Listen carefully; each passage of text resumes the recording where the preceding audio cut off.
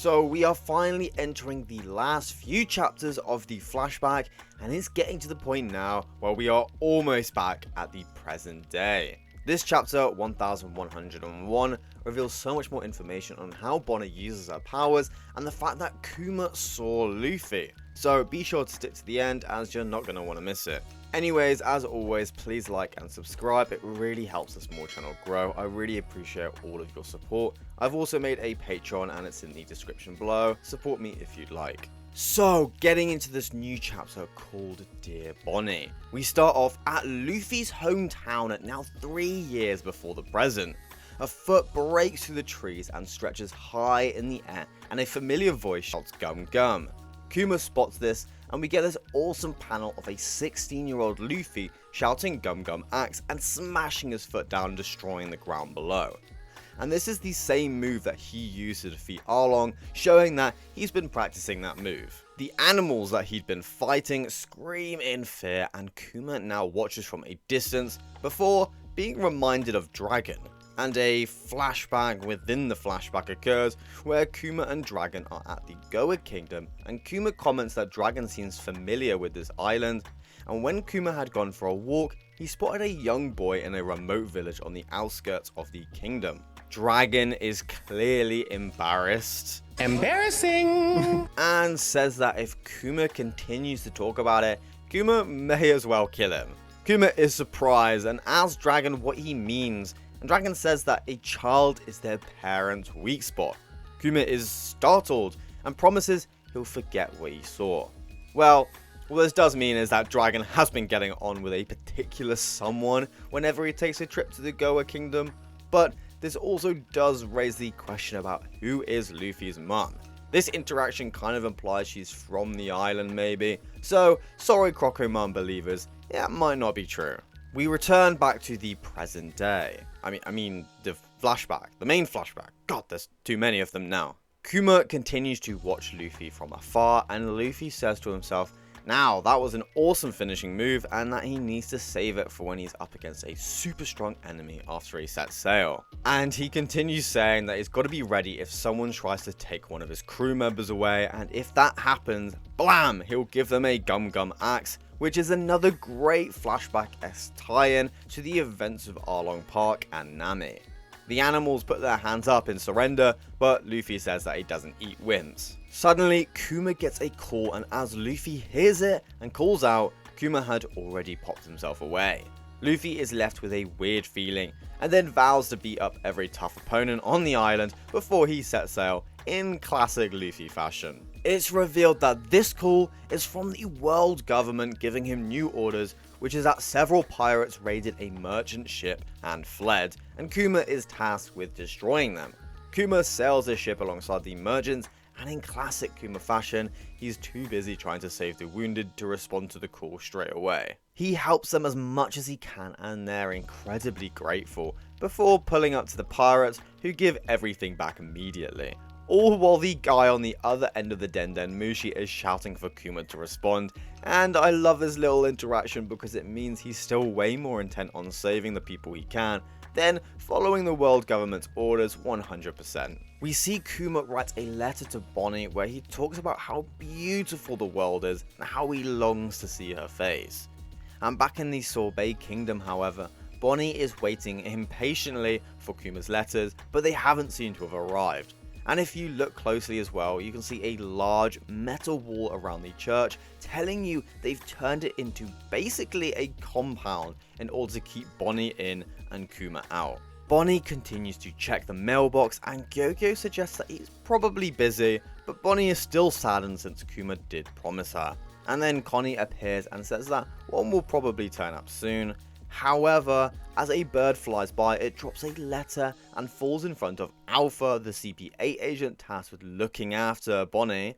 She picks it up and notes there's a newspaper and a letter, and then tells someone to put it in the church's mailbox. The mailbox makes a noise, and BONNEY is immediately excited, asking if it's a letter. But to our surprise, Gyokyo says that it's just a newspaper, and this discourages BONNEY.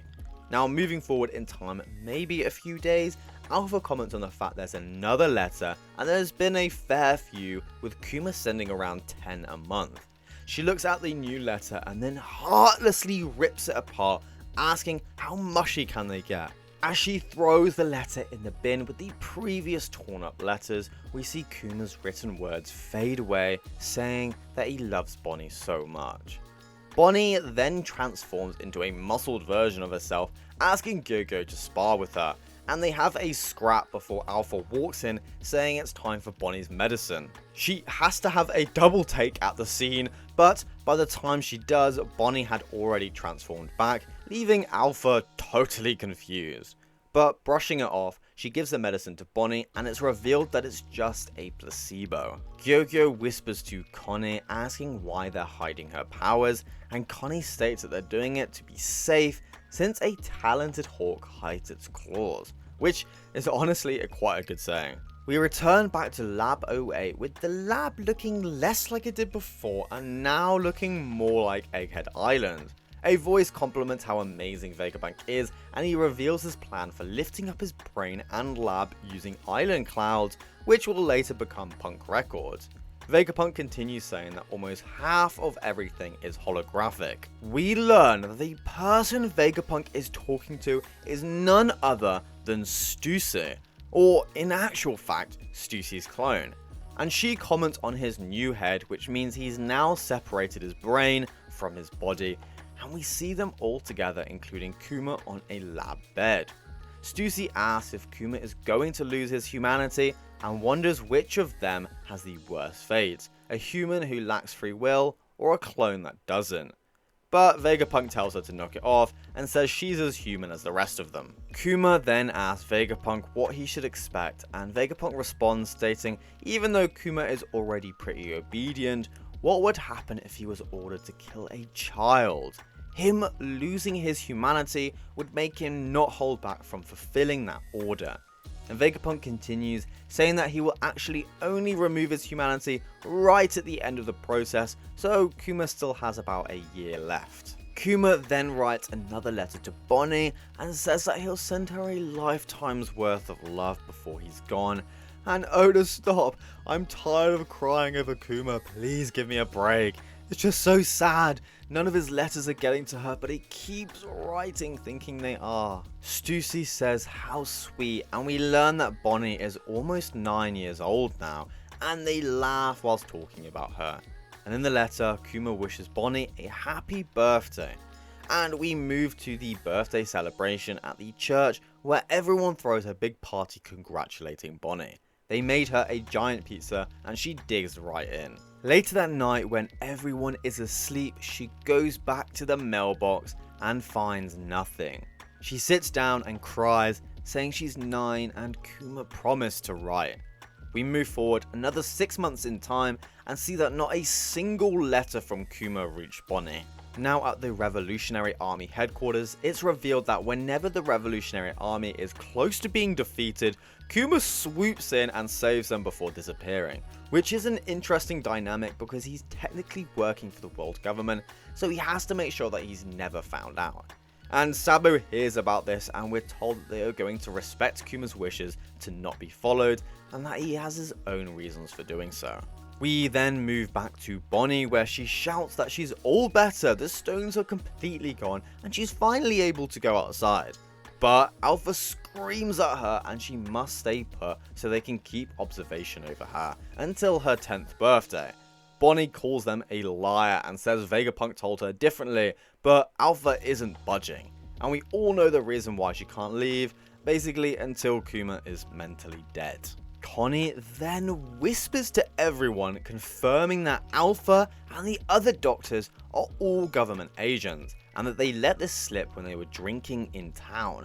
Bonnie's disease has been cured for quite some time, and everyone is surprised. Connie then goes full detective mode and says something's amiss. Why would they continue to keep a healthy girl locked away? And that it's hard to believe Kuma wouldn't send a single letter. Bonnie confidently states yeah after hearing this, and Connie continues saying that Bonnie needs to head for the port and escape. She needs to sail the seas and find her father. We learn from her that Gyokyo and the rest of the companions are a strong bunch and will protect Bonnie in her search for Kuma. Connie, or so it seems, walks out the church and says to Alpha that she's heading back to the palace. But we get a knowing look, and as she continues to walk, we hear her inner thoughts as BONNEY, in amazement at the outside world, looking at the grass and the sun. The old folks inside the church are excited to see her finally walking outside, and we see BONNEY rush towards a rather cute food-related pirate ship where Gyogyo and the rest of her friends are waiting for her. And this ship is called the Jewelry Margarita, and it's the same one we see her use around the time skip, meaning it has continued to serve her since then. Back at the church, Alpha is furious, commenting on BONNEY's disappearance, and Connie smiles and says, "It's me, BONNEY," but Alpha screams, calling her a liar. The ship then sets sail, and it's revealed they made the ship look like a pizza due to BONNEY's love for that food. Suddenly, Alpha rushes towards them, running completely on the water, and she screams after the ship, saying that she'll beat BONNEY and lock her up day and night. And Gyogyo shouts, saying that she's flying towards them, commenting on the 6 powers Alpha's using. BONNEY is then reminded of when she asked Kuma what Nika looks like, and he had responded saying no one knows, but that his body was rubbery and there was no limit to what he could do in a fight. And well, doesn't that remind you of a particular someone? BONNEY then uses her distorted future attack and suddenly has a huge hand similar to Luffy's Gear 3. And she shouts, asking for a Nika-ish future, and slams her giant hand into Alpha, completely knocking her out. And damn, what an attack! I swear, like Law's Devil Fruit, BONNEY's fruit powers have become OP. They can almost literally copy other Devil Fruit. It's like she has the One Piece multiverse at her fingertips, picking and choosing what power she could theoretically go for. I mean, even though we've seen it do OP things, I can guarantee there are drawbacks, since it's not like she's using the full power of Nika. It's strictly her selectively modifying how she ages and coming to a future where she could have powers similar to that of actually using Luffy's Devil Fruit, which is why she said a Nika-ish future. And I do have to say though, it really reminds me of Everything Everywhere All at Once. And I wonder if maybe that movie played a part in Oda's inspiration for BONNEY's Devil Fruit, slingshotting herself to potentially another universe so she can use those powers in her body in this world. I don't know if that's true, but it's super interesting anyway. But back to the final panels of the chapter, we see Alpha completely knocked out, and as BONNEY and her friends escape on the ship, the narrator tells us that the world government would soon learn about BONNEY's escape, and that she, like Luffy, would become a renowned pirate in the new era. And we particularly see her aged up in the final shot, showing us her mostly new form that she'd used throughout the series. And what a crazy good chapter. We are literally nanoseconds away from the present, and I wonder if we're going to get one more flashback. I don't know if we really need another one. This ties everything together really nicely, especially up until BONNEY set out to sea. So I wonder if we'll get one more with Kuma maybe losing his humanity and BONNEY learning about it and deciding to go after Vegapunk, but we kind of already know that, so I don't really see the point. Overall though, I am so excited to see what the new chapters hold, and it's about time we get back to Luffy versus Saturn, because after this gut-wrenching flashback, we definitely need to see some well-deserved revenge. But it's coming to the end of this video, and I just wanted to say thank you so much for watching my video. My channel is steadily growing, and I'm amazed at the support I'm getting.